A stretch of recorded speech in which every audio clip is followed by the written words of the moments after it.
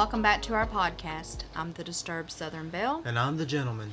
We're continuing our October series of some disturbing, true type stories that have happened just different times in history. Some we've been covering were just sort of simple things, but this one is one that is probably a lot of people have heard of it, and that was the crash in the Andes mountain and all the horrific aftermath that took place. So this one we're talking about the Uruguayan Air Force Flight 571.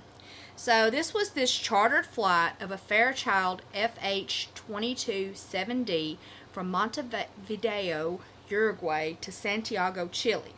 And it crashed in the Andes Mountains in Argentina on October 3rd, 1972.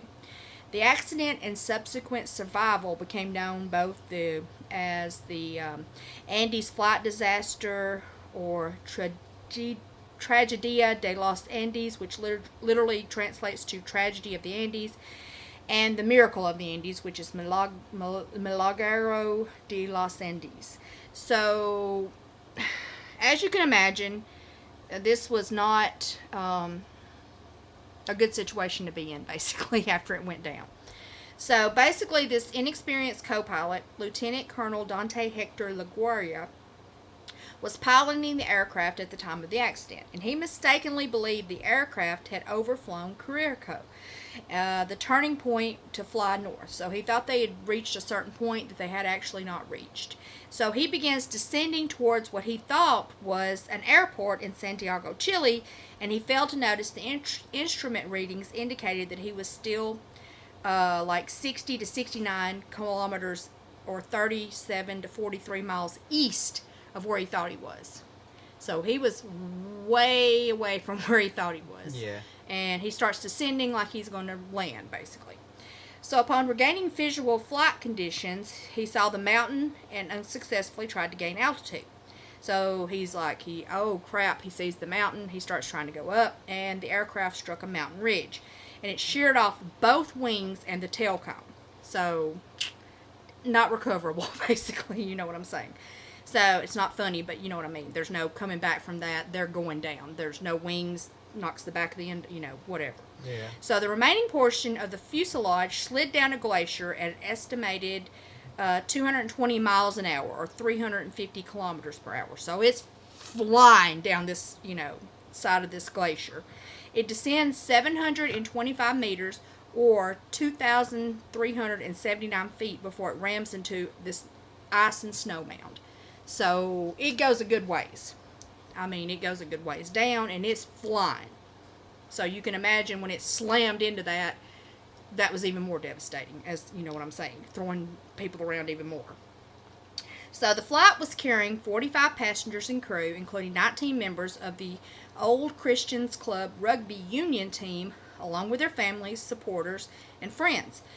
3 crew members and 9 passengers died immediately, which is actually not as shocking that more didn't, considering everything. So they're lucky, that even anyone really survived, because that would have been a very vicious, horrible crash. Absolutely. So, as you can imagine, several more died pretty soon after, though, due to the frigid temperatures and the severity of their injuries. Now, the crash site is located at an elevation of like 3,660 meters, which is around 12,000 feet. So, it's a good ways up. So, you can imagine it's cold, it's in the mountains. We know what happens up in like the mountain areas. So, it was in this remote area of the Andes Mountains of western Argentina, and it was just east of the border with Chile. So, search and rescue aircraft overflew the crash site several times during the following days, but they could fail to see the white fuselage against the snow. So, it just blended in. They couldn't see it. So, search efforts were called off after 8 days of searching. So, they were in a really bad area. They couldn't just go in on foot, so they flew around, at a pretty good distance up, and they couldn't see it, so there wasn't much they could do. Now, during the 72 days following the crash, the survivors suffered from extreme hardships, including sub-zero temperatures, exposure, starvation, and an avalanche, which led to the death of 13 more passengers. The remaining passengers resorted to eating the flesh of those who died in order to survive. And I can't really say that I blame them, because, I mean, they were in a Very bad situation. situation. Of the 19 team members on the flight, 7 of the rugby players survived the ordeal, 11 players and the team physician perished. Convinced they would die if they did not seek help, 2 survivors, Nando Parado and Roberto Canessa, set out across the mountain on December 12th using only materials found in the aircraft wreck. They climbed 839 meters, or 2,753 feet, for 3 days from the crash site up these 30 to 60 degree slopes to a ridge that was basically like 4,503 meters, or 14,754 feet, to the west of the summit of Mount Seller. From there, they trekked like 33.5 miles for 7 more days into Chile before finding help. On December 22nd and 23rd, 1972, 2.5 months after the crash, the remaining 14 survivors were rescued. Their survival, of course, made worldwide news. So they were out there for like 2.5 months. Yeah, that's awful. That's brutal. In cold temperatures, and basically very little supplies, as you can imagine. They were supposed to be a quick trip. So, I mean, they didn't have like a whole bunch of food and stuff. I mean, they had some stuff, sure, like people bring snacks and stuff, but you know what I'm saying, not enough to survive for like a couple months. So, the story of the Andes flight disaster is depicted in the 1993 English language version of this movie called Alive. I'm not sure a lot of people have seen it. It's a good movie. And it's also in the 2023 Spanish language film Society of the Snow. So, the flight origin. So, members of the Amateur Old Christians Club rugby union team were scheduled to play a match in Santiago against the Old Boys Club, which was an English rugby team. So, club president Daniel Juan chartered this Air Force turboprop Fairchild airplane to fly the team over the Andes Mountains to Santiago. The aircraft carried 40 passengers and 5 crew members, and the pilot in command was Colonel Julio Cesar Ferradas, and he was an experienced Air Force pilot with like 5,117 hours of airtime. So he flew a lot. I mean, he had quite a bit of airtime. And he was accompanied by his co-pilot, Lieutenant Colonel Dante Hector Laguarra. And there were 10 extra seats, so the team invited friends and family members to accompany them. When someone canceled at the last minute, Grisela Mariana purchased a ticket so she could attend her oldest daughter's wedding. So the aircraft departed on October 12, 1972, but a storm front over the Andes forced them to spend a night in Mendoza, Argentina, to wait for meteorological conditions to improve. So it got stormy, they had to, stop, blah, blah, blah.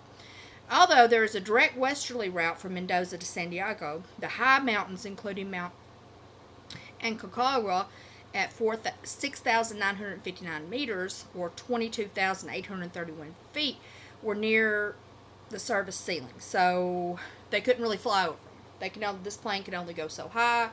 Normally it could only go to around 28,000 feet or 8,500 meters. So, I mean, it could go very high, but not like a commercial airline. Yeah. It's a smaller plane. So, with the aircraft loaded to capacity, this direct route would have required the pilot to fly very carefully to avoid the mountains. Instead, it was customary for them to fly the longer 90-minute U-shaped route south of Mendoza using the A7 airway, and then west along the G17 airway, crossing the Planchon Pass, and then on to the Curuco radio beacon in Chile, and from there due north and descend into land in Santiago. So they had to fly a little weird route to kind of go around these mountains because it was dangerous, very dangerous.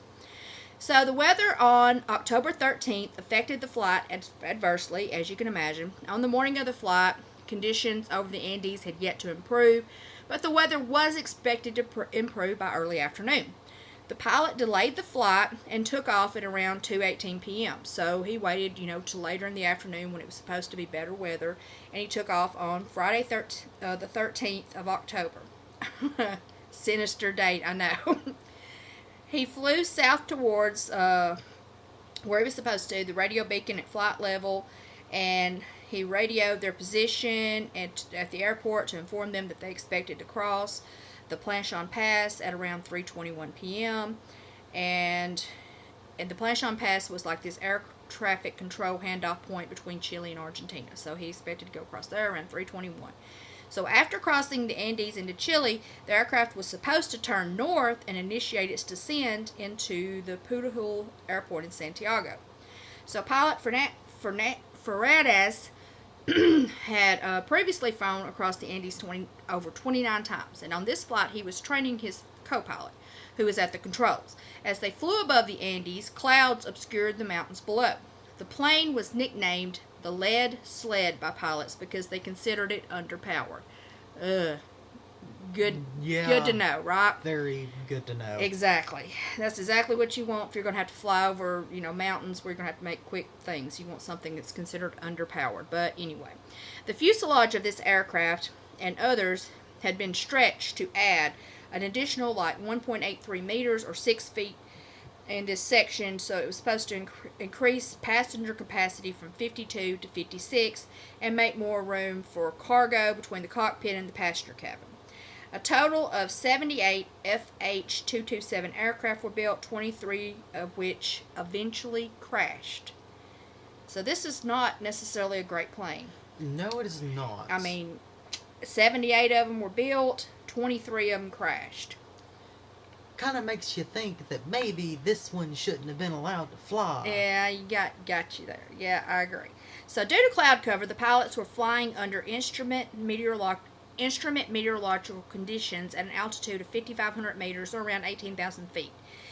At FL 180, the 2,515 meters or around 8,251 feet high Planchon Pass, and they could not visually confirm their location from the terrain below. So there's too many clouds, they can't see. So at around 321, shortly after crossing the Planchon Pass, Lagarra notified aircraft controllers that he expected to reach Curuco a minute later. So he was running just a little bit behind, but only like a minute. While some reports state the co-pilot incorrectly estimated his position using dead reckoning, he was relying on radio navigation. For unknown reasons, he did not see aircraft's VOR DME navigation radio displaying the bearing and distance to the Curuco radio beacon, which, like I said earlier, was like 60 to 69 kilometers or like 37 to 43 miles due west of where he was. So he was a good ways off course. And for some reason, he didn't notice this. So the flight time from Planchon Pass to Curuco is normally around 11 minutes. But only 3 minutes later, the co-pilot radioed Santiago that they were overflying Curuco and turning due north. He requested permission from air traffic control to descend. The controller authorized the aircraft to descend to 3,500 meters or 11,500 feet, unaware that due to a lack of radar coverage that the airplane was still flying over the Andes Mountains. So, big screw-ups all around. Very big, yes. So they gave him permission to descend, and he didn't realize where he was, supposedly. So the aircraft, as you can imagine, encountered severe turbulence as it descended. Nando Parado recalled that the plane rapidly descended several hundred feet out of the clouds. At first, the rugby players joked about the turbulence until they saw that the aircraft was flying abnormally close to the mountains. That was probably the moment when the pilots saw the black ridge rising dead ahead. The pilots then applied maximum power to gain altitude and climb over 4,200 meters or try to go 13,800 feet high over the southern ridge of glaciers. Witness accounts and evidence at the scene indicated that the plane struck the mountain 2 or 3 times during this point. So the co-pilot was able to bring the aircraft nose over the ridge, but at 3:34 p.m., the lower part of the tail cone may have clipped the ridge at 4,200 meters or around 13,800 feet. The next collision severed the right wing, and then some evidence indicates that it was thrown with such force that it may have been the event that tore the tail cone. When the tail cone was sheared off, it took with it the rear part of the aircraft, including 2 rows of seats, the galley, baggage hold, vertical stabilizer, and horizontal stabilizer, leaving a gaping hole in the rear of the plane. 3 passengers, the navigator, and the flight attendant were lost in this section of the plane that came off. God. It's awful. So the aircraft's momentum and its remaining engine carried it forward and upward until a rock outcropping at like around 4,400 meters or around 14,400 feet tore off the left wing. Its propeller sliced through the fuselage. Two more passengers fell out the gaping hole in the rear, and then the fuselage crashed onto the snow and careened, as I said earlier, like 725 meters, around 2,379 feet down this steep slope of glacier, and it was traveling at like 350 kilometers an hour, around 220 miles per hour. So it was moving. It rams into the snowbank, and of course, you can imagine, just comes to this sudden stop. So it's like, bam, Yeah. So the seats broke loose from the floor, and they were thrown against the forward bulkhead of the fuselage, and the impact crushed the cockpit, pinning both pilots against the instrument panel, killing Freitas immediately. The official investigation concluded that the crash was caused by controlled flight into terrain due to pilot error. So the crash aftermath. So of the 45 people aboard the aircraft, 3 passengers and 2 crew members in the rear section of the fuselage had died when when the telecom was ripped off. So Lieutenant Ramon Sol Martinez was the navigator, Oviedo Ramirez was the steward, Gaston Costamali, Alexis Huni, and Guido Magri. A few seconds later, Daniel Shaw and Carlos Valletta also fell out of the rear fuselage, and it killed Shaw. Valletta survived the fall but fell into deep snow and asphyxiated while stumbling down the snow-covered glacier. My God. Just It's awful. His body was found by fellow passengers on December 14th. When the fuselage slammed into the snowbank, the remaining seats broke loose from the floor, which compressed the passengers against the forward bulkheads. Team physician Dr. Francisco Nicola and his wife, Esther Nicola, Eugenia Parado, and Fernando Vasquez were killed. Pilot Freitas died instantly when the nose gear compressed the instrument panel against his chest and forced his head out of the windshield. Co-pilot LaGuardia was critically injured and trapped in the crushed cockpit. He asked one of the passengers to find his pistol and shoot him, but the passengers refused. He died the following day. Jesus. It's awful, and it only gets better, as you can imagine. Better as in how much more these people have to go through. It's horrific. It's horrific. So buckle up. 35 passengers and crew survived the first day, although many, of course, were critically or seriously injured. Their wounds included broken legs, resulting from the impact of the seats against the forward bulkhead. Both of Arturo Nogueira's legs were broken in several places. None of the passengers with compound fractures survived.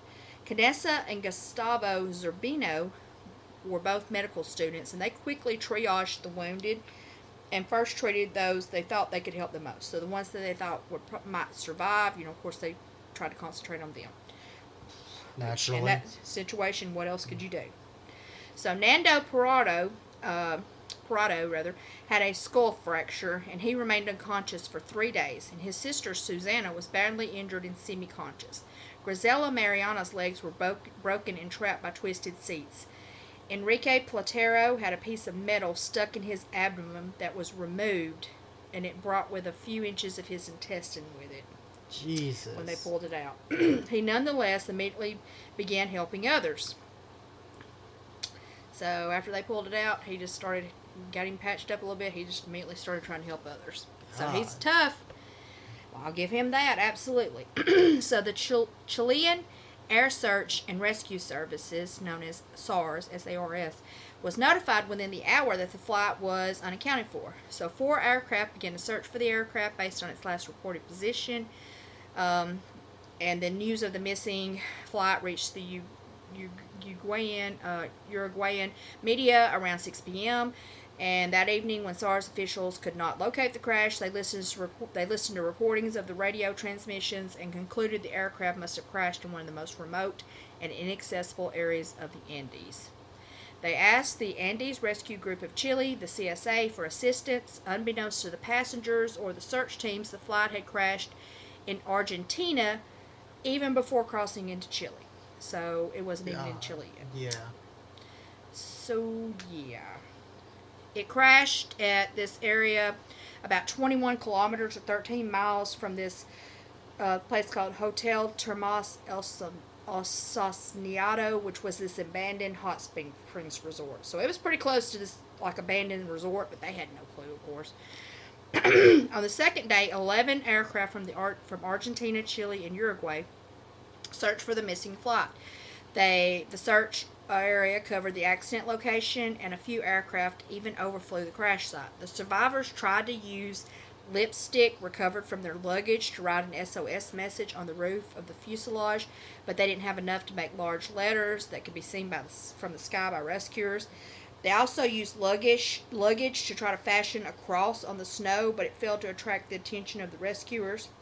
The survivors saw aircraft overfly the crash site on 3 occasions, but the rescuers were unable to spot the white fuselage against the snow. The harsh conditions gave the rescuers little hope that they would find anyone alive, so the rescue efforts were called off or canceled after around 8 days of searching. On October 21st, after having searched for more than 142 hours, the searchers concluded the chances of anyone surviving the crash were nil, terminated the search, and they planned to resume the search to recover the bodies of the victims sometime in December after the snow had melted. So, we'll talk a little bit about their first week of survival. So, another 5 passengers and crew died between the first night and the next day. The remaining 28 survivors removed the broken seats and other debris to fashion the fuselage into this like crude shelter, which was around 2.5 meters by 3 meters, or around 8 feet by 10 feet. They used luggage, seats, and snow to close off the rear of the fuselage. So they just kind of tried to stuff it up, to give them some, keep all the wind and stuff from coming in. Fido Strauss devised a solar-powered water collector with sheet metal he retrieved from under the seats. To prevent snow blindness, he also improvised sunglasses by cutting the green plastic sun visors in the cockpit and sewing the pieces to bra straps with electrical wire. So, smart anyway. Yeah, absolutely. Using what they had. They used the woolen seat covers to keep warm and seat cushions as snowshoes. The captain of the rugby team, Marcelo Perez, took on the leadership role. After around 3 days, Parado regained consciousness only to learn that his mother had died and his 19-year-old sister Susanna was severely injured. He tried to keep his sister alive, but on the 9th day, she too died from her injuries. The remaining 27 survivors had a hard time during the nights when temperatures plunged to negative 30 degrees Celsius or around negative 22 Fahrenheit. So it was cold. They had all lived their entire lives by the sea, and some had never even seen snow before the crash. As you can imagine, they lived in a more tropical type area. So none had any high elevation survival training or experience. They lacked medical supplies, cold weather clothing, equipment, and food. They only had 3 pairs of sunglasses among themselves to prevent snow blindness, which is basically because the sun reflects off. It's awful. It's just so white, and it's pretty, but yeah, it's bad. And they found a small AM transistor radio jammed between 2 aircraft seats. Roy Harley improvised a long antenna using electrical wire from the plane, and on the 11th day of the mountain, he heard the news that their search had been called off. Pierce Paul's reads book Alive, the story of the Andes survivors, describes how they reacted. The others who had clustered around Roy upon hearing the news began to sob and pray, all except Nando Parado, who looked calmly up at the mountains which rose to the west. Gustavo Nikolic came out of the aircraft and, seeing their faces, knew what they had heard. Nikolic then climbed through the hole in the wall of suitcases and rugby shorts, crouched at the mouth of the dim tunnel, and looked at the mournful faces. Looking at him, "Hey, boys," he shouted, "there's some good news. We just heard on the radio. They've called off the search." Inside the crowded aircraft there was silence. As the helplessness of their predicament enveloped them, they wept. "Why the hell is that good news?" Paez shouted angrily. "Because it means that we're going to get out of here on our own," Nikolic replied. The courage of this one man prevented a flood of total despair from overcoming the group. Well, to be fair, yeah, if the only thing really keeping you there was the thought that maybe someone was going to come get you, Right. then the knowledge that nobody was That's- looking for you anymore And that's would what spur you on to. That's what ended up saving them in the long run, is they Yeah. finally knew they had to do something. So now we're going to talk about resorting to the cannibalism. So the survivors had very little food to eat. They found 8 chocolate bars, 3 small jars of jam, a tin of mussels, a tin of almonds, a few dates, some candy, dried plums, and several bottles of wine. Nothing really. I mean, Basically nothing. basically nothing. They rationed this meager supply of food, but it only lasted a week. I'm actually surprised they could stretch it out that long. Yeah. I mean, considering how many people there were. Parado ate a single chocolate-covered peanut over 3 days. That's all he ate. One single chocolate-covered peanut. That was what he took for his ration over 3 days. That's awful to think about. Far above the timberline, there was no vegetation and no animals. When the food ran out, they ate the cotton stuffing from the seats and leather from belts and shoes, which, as you can imagine, made them sick. Knowing that rescue efforts had been called off and facing certain death from starvation, the survivors gave each other permission to use their body for food in case they died. Left with no alternative, the survivors consumed the body of their deceased friends and relatives. Canessa later described the decision to eat the dead. Our common goal was to survive, but what we lacked was food. We had long since run out of the meager pickings we'd found on the plain, and there was no vegetation or animal life to be found. After just a few days, we had the sensation that our bodies were consuming themselves just to remain alive. Before long, we became too weak to recover from starvation. We knew the answer, but the answer was just too terrifying to contemplate. The bodies of our friends and teammates preserved outside in the snow and contained the vital life-preserving proteins that would keep us alive. But could we do it? For a long time we agonized. I went out in the snow and prayed to God for guidance. Without his consent, I felt I may be violating the memory of my friends, that I would be stealing their soul. That's a fair thing to say, honestly. A fair thing to worry about. Yeah. We wondered whether we were going to get. We wondered whether we were going mad to even contemplate such a deed. Had we turned into brute savages, or was this the only alternative for us to survive? Truly, we were pushing the limits of our fear. The group survived by eating the bodies of their dead comrades. This decision was not taken lightly, as most of the dead were classmates, close friends, or even relatives. Canessa cut the meat with a shard of broken windshield glass, and he set the example by swallowing the first matchstick lump of human flesh. Several others followed suit over the next few days, but a few still refused to eat. In his memoir, Miracle in the Andes, 72 Days on the Mountain in My Long Trek Home, Parado wrote about his decision.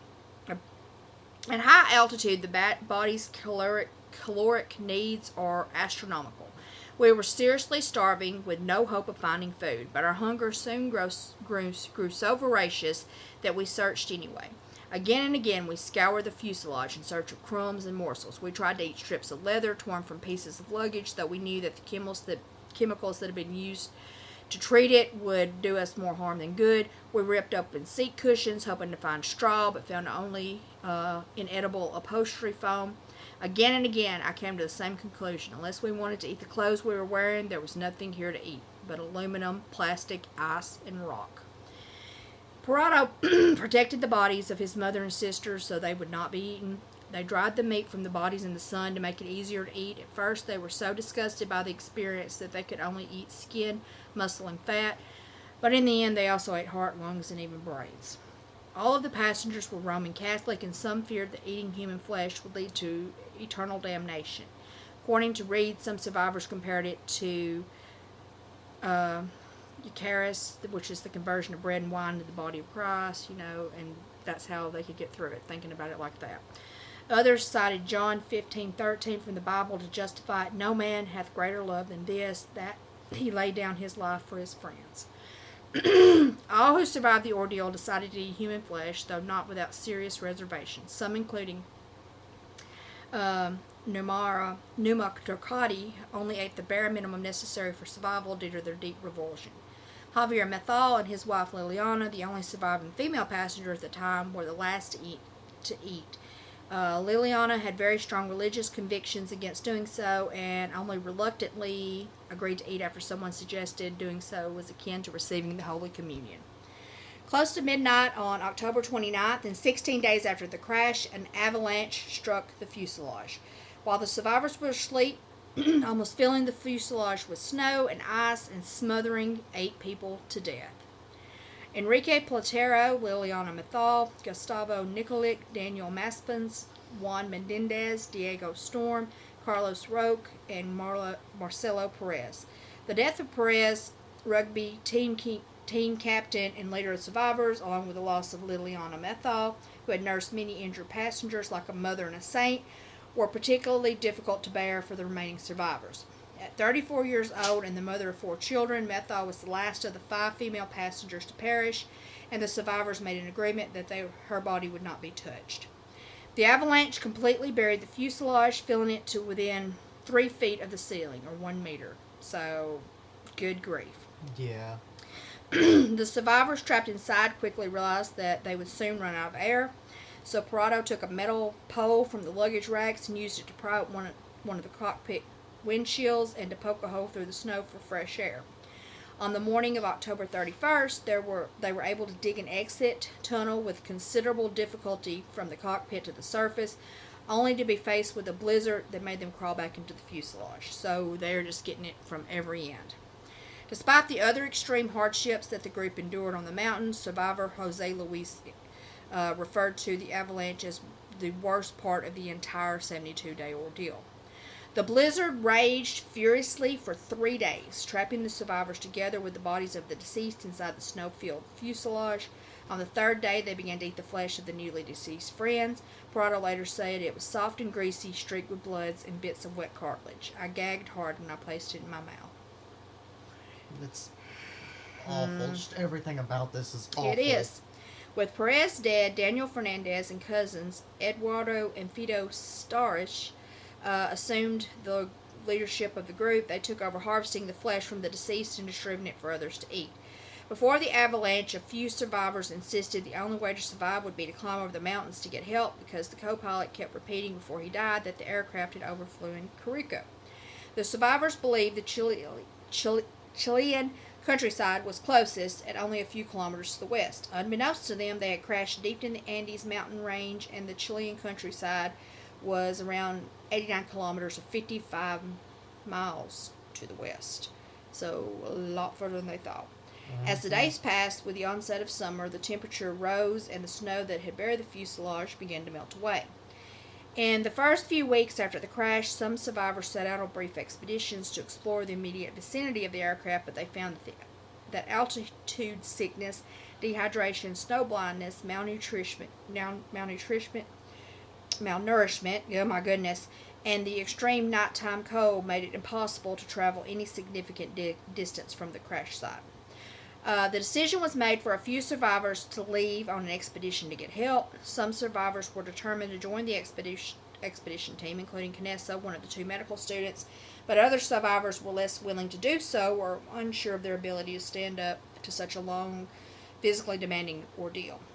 Numa Takata and Antonio Vicentin were selected to accompany Canessa and Parado.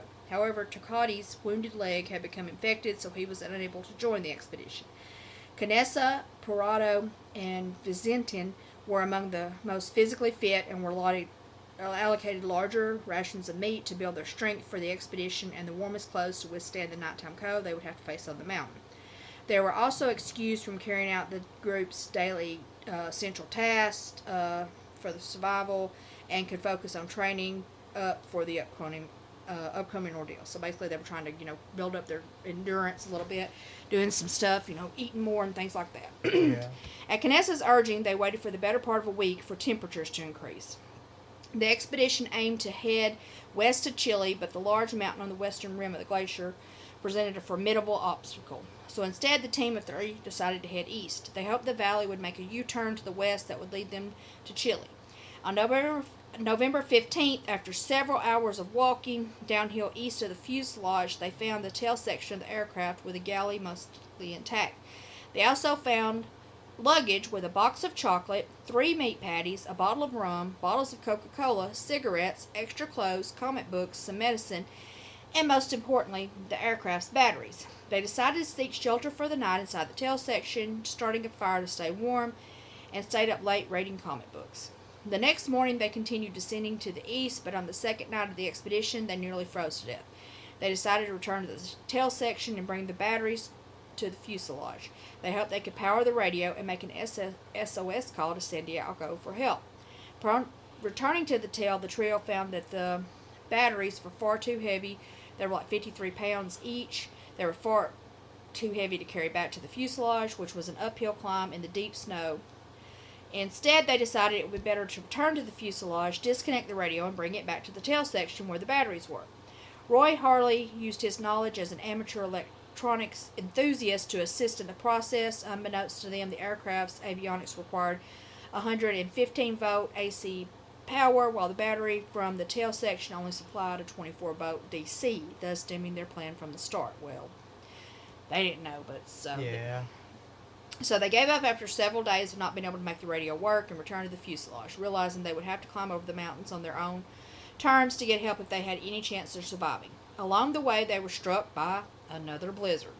Harley lost faith and stopped, expecting to die, but Parado helped him back to the fuselage. The remaining survivors realized that the only way out was to climb over the mountains on the western rim of the glacier, and that such a climb was impossible unless they found a way to survive the freezing nighttime temperatures they would find at elevation. They fashioned a sleeping bag with insulation from the rear of the fuselage, electrical wire, and the waterproof fabric that covered the plane's air conditioning unit. Turcotte died after the sleeping bag was completed. Canessa was still hesitant about the trip. While the remaining survivors encouraged Parado to go on the expedition, no one actually volunteered to go with him. Parado finally persuaded Canessa that it was time to set out, and together with Vizintin, the three men began climbing the mountain on December 12th. Based on the aircraft's broken altimeter, they thought they were at around 2,100 meters, which was around 7,000 feet, but they were actually at 3,664 meters, which was around 12,020 feet. So they're much higher up than they thought. They also believed, based on the co-pilot's dying words, that they had overflown the Curacao near the western edge of the Andes. They thought the closest help lay due west. As a result, they only brought a 3-day supply of meat with them. They had no rock climbing gear, no area map, no compass, and no climbing experience. On December 12th, 1972, Parado, Canessa, and Vizintin began climbing out of the glacier at an elevation of 3,664 meters, or 12,020 feet. Instead of climbing the somewhat lower ridge to the south, they headed straight up the steep 30 to 60 degree headwall slope of the mountain ridge. They thought they could climb the ridge to the ridgetop in a day. Parado took the lead with the other two, often asking him to slow down. The thin, oxygen-poor air made climbing difficult, and during certain sections of the climb, they sank up to their hips in the summer's softened snow. The improvised sleeping bag they shared kept them alive through the nights. In the documentary film Stranded, Canessa described how on the first night they had difficulty finding level ground to place the sleeping bag on. A blizzard blew fiercely, and they finally found a rocky ledge at the edge of a cliff, level enough for the sleeping bag. Canessa said that it was the worst night of his life. The climb was slow and tedious. The survivors at the base camp watched them climb for 3 long days. On the third morning after starting, Canessa stayed back at the campsite. Vizintin and Parado reached the base of the nearly vertical 100-meter or 330-foot wall. The wall was covered with snow and ice. Parado used a stick he brought along to carve steps into the ice wall. He reached the 4,503-meter or 14,774-foot ridge before Vizintin. Believing he would see the green valleys of Chile to the west, he was stunned when he was faced with seemingly unending snow-capped mountain peaks, extending in every direction. Vizintin and Parado descended and rejoined Canessa as the sun set. They sipped cognac from a bottle they had found in the tail section of the aircraft, and Parado said, "Roberto, can you imagine how beautiful this would be if we were not walking dead?" Sad. Yeah. From their bivouac spot the night before, Parado and Canessa took 3 hours to climb to the 4,503 meters or 14,774 foot ridge, where they reached the top and only saw snow-capped mountains. In every direction, Canessa thought, "We're dead." Parado told Canessa, "We may be walking to our deaths, but I would rather walk to meet my death than wait for it to come to me." Canessa agreed. You and I are friends, Nando, and we have been through so much. Let's go die together. Parado saw two lower peaks near the western horizon that were clear of snow, with the valley of the foot of the mountain slowly winding its way toward those peaks. Parado was sure the valley was the way out of the mountains and refused to give up hope. They followed the ridge toward the valley for a considerable distance as they descended. Parado and Canessa hiked down for 7 more days into Chile. They reached the narrow valley that Parado had seen from the top of the mountain, where they found the source of the Rio San Jose, leading to Rio Portillo, which meets Rio Asfurfa at Los Matinas. They continued descending along the river and reached the snow line. Gradually, they started seeing even more signs of human life. First, an empty soup can, and finally, on the 9th day, some cows. Canessa was exhausted and unable to keep walking, so they rested for the evening. As they gathered wood for a fire, they saw 3 men on horseback on the other side of the river. Parado called out to them, but the noise of the river made it impossible to communicate. One of the men across the river saw Parado and Canessa and shouted back, "Tomorrow." The next day, the men returned, scribbled a note, tied the note with a pencil to a stone, and threw the stone across the river to Parado. When the news broke out that the survivors had emerged from the crash of the story of their 72-day ordeal drew international attention. A flood of international reporters hiked several kilometers. The reporters clamored to interview Parado and Canessa about the crash and their survival. The survivors told the press that they had managed to stay alive eating cheese and other food items and that they had brought with them. And after these ran out, local vegetation. They planned to discuss the actual details of how they survived, including the decision to eat the flesh of those who died, first only with their families. False rumors circulated saying that they had killed some of the survivors for food. On December 23rd, news reports of cannibalism were published worldwide, except in Uruguay. On December 26th, 2 pictures taken of a half-eaten human leg were printed on the front page of 2 Chilean newspapers. The Argentine authorities and victims' families decided to bury the remains of the victims at the crash site in a common grave. 13 bodies were whole, while another 15 consisted of only skeletal remains. 12 men and a Chilean priest were taken to the crash site on January 8, 1973. Family members were not allowed to attend. They dug a grave that was around 400 to 800 meters, or 1/4 to half mile, from the aircraft fuselage to a location they deemed protected from avalanches. They built a simple stone altar near the grave and placed an orange iron cross on top. They also made a memorial out of a pile of rocks they gathered and placed a plaque on it with the inscription, "El mundo es sus hermanos uruguayos cerca o Dios de ti," which in English means the world to its Uruguayan brothers, close, O God to you. And that's it. And that is one of the most horrific stories, I swear. God, it really is. It's sad. I'm amazed anyone survived that. I'm so glad that they did, of course, but that really tells you a testament to human survival and what we can endure when we have literally no other choice. We really hope you enjoyed that segment. Don't forget to like, follow, and subscribe, and don't forget to stay disturbed.